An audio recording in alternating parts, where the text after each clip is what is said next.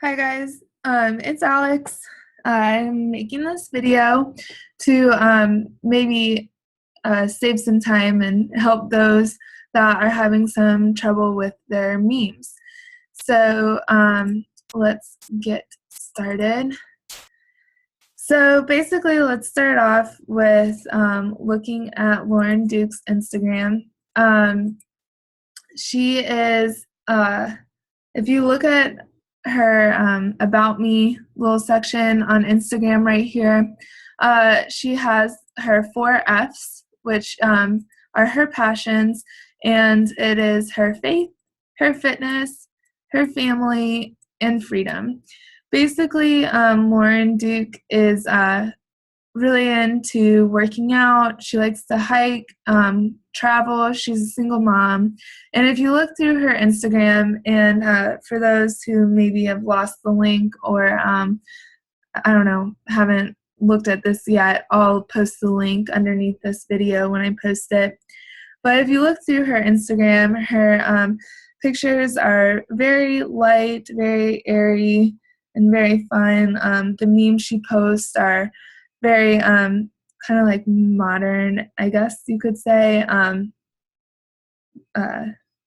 very trendy. And so when we make our memes, we're trying to portray the image that Lauren Duke is putting out there for her audience.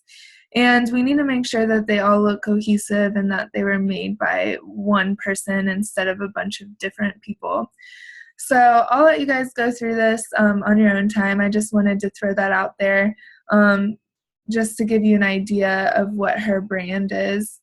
So when we make our memes, we go, I use Photoshop. You can use Illustrator, whatever you're more comfortable with.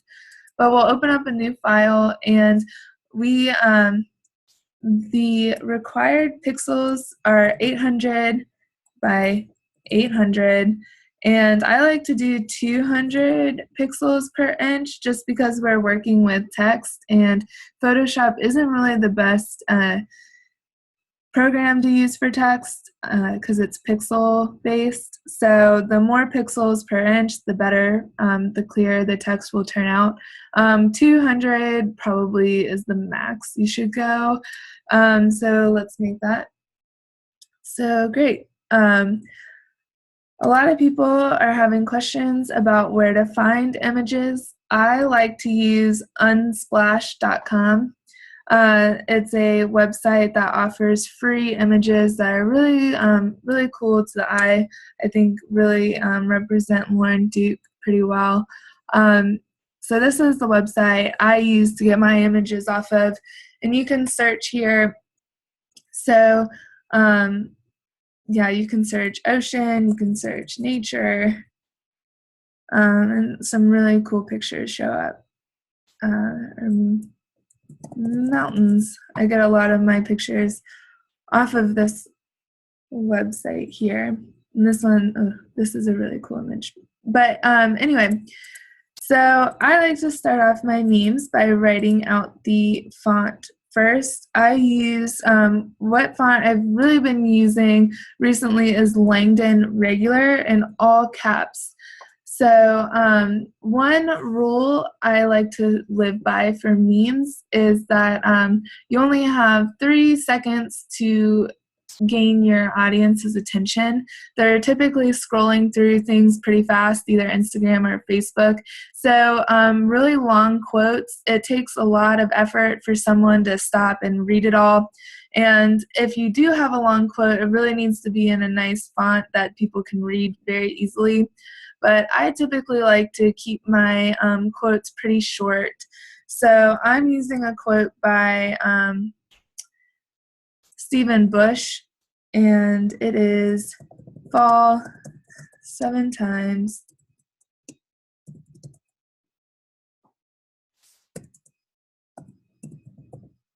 stand up 8. So let's make this a little bit bigger.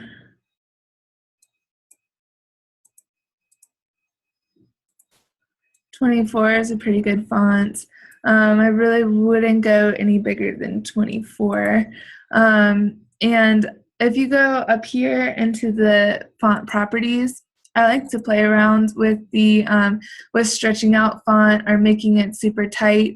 You can do that here in this little area, if you can see that. I don't know the technical term for it, but you can, like, here's 0. You can see how it kind of tightens it up. And I'll even go sometimes 75 is a little too much, so let's try 25. That looks good. And you can go right here where it says 36 point.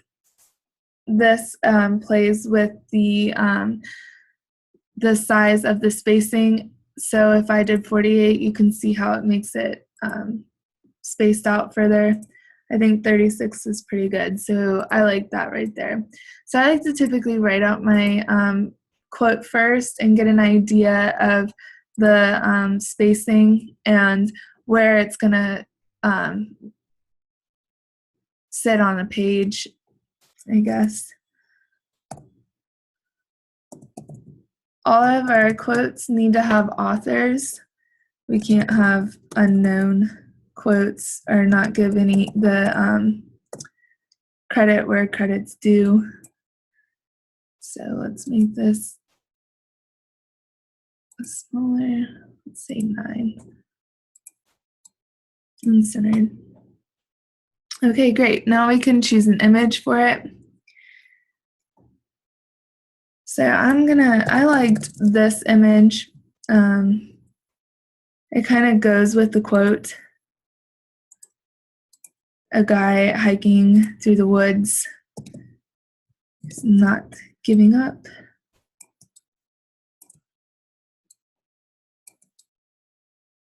So resize it.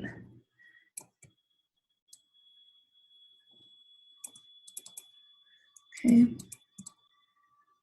Put the font on top. Obviously, this is a darker image, so our font is going to have to probably be white. Go away. Ugh.